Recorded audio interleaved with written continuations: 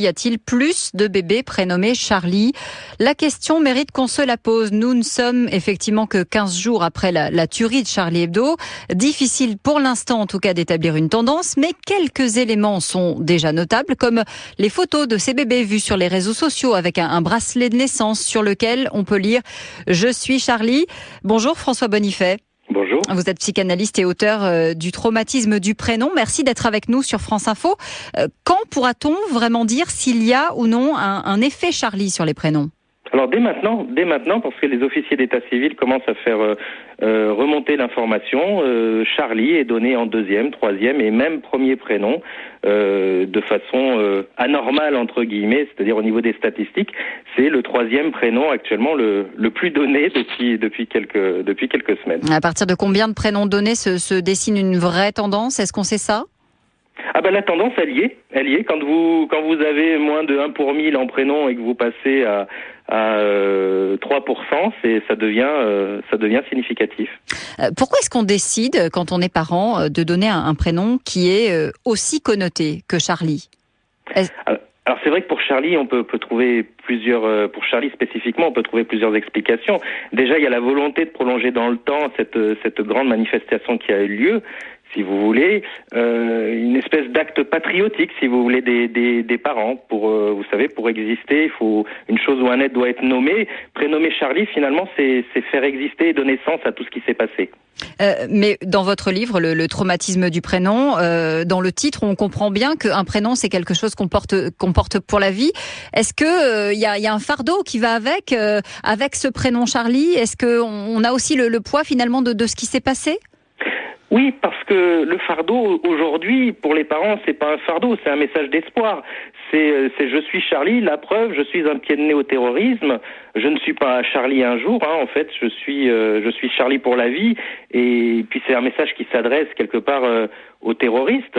C'est un message de vie clairement qui est envoyé. Pardon ? C'est un message de vie, en fait, qui est envoyé. Exactement, oui, d'espoir et s'opposer à une cruauté, à une barbarie. Donc aujourd'hui, c'est ça le message des parents. Alors ça peut se transformer en fardeau si les parents avaient prénommé leur enfant Charlie Hebdo, ce qui est autorisé en France. A contrario, est-ce que les Hamedi, les Saïd ou les Chérif vont aussi ou peuvent aussi connaître un regain d'intérêt de la part des parents ? Est-ce que ce sera dû au hasard ou une volonté affichée de prendre part finalement ? Alors ça sera pas le hasard, ça sera le cas de toute façon, parce que après les attentats du World Trade Center le 11 septembre, on avait assisté à une très forte recrudescence de prénoms Oussama en France. Est-ce qu'on l'explique véritablement en faisant le lien avec les attentats du 11 septembre ?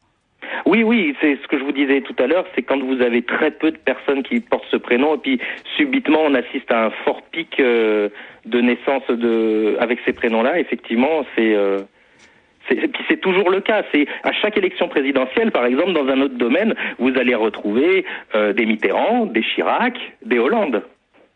Et est-ce que c'est quelque chose qui retombe comme un soufflet ou est-ce que c'est quelque chose qu'on peut voir durer dans le temps ? Comment est-ce qu'on sait analyser ça ? Alors en fait, pour Charlie, ça va durer le temps médiatique de cette histoire. L'avantage de Charlie, c'est vrai que c'est un prénom, c'est déjà un prénom, c'est un diminutif, c'est masculin, c'est féminin. Donc si Charlie Hebdo s'était appelé Harakiri, il n'y aurait pas eu ce problème. Mais après ça passe. C'est comme un effet de mode. C'est la vogue. C'est le prénom du moment. Et c'était un prénom qui était revenu un peu à la mode, Charlie, ou pas du tout ? Oui, depuis quelques années, et même le fils d'Albert de Monaco, si Charlène ne s'était pas appelé Charlène, il y aurait eu des chances qu'il s'appelle Charles. En tout cas, on va voir dans les semaines et les mois qui viennent si le mouvement continue. C'est ce que vous nous dites, François Bonifay, psychanalyste et auteur du traumatisme du prénom. Merci d'avoir été avec nous en direct sur France Info. France Info, midi 14h. Raphaël Duchemin.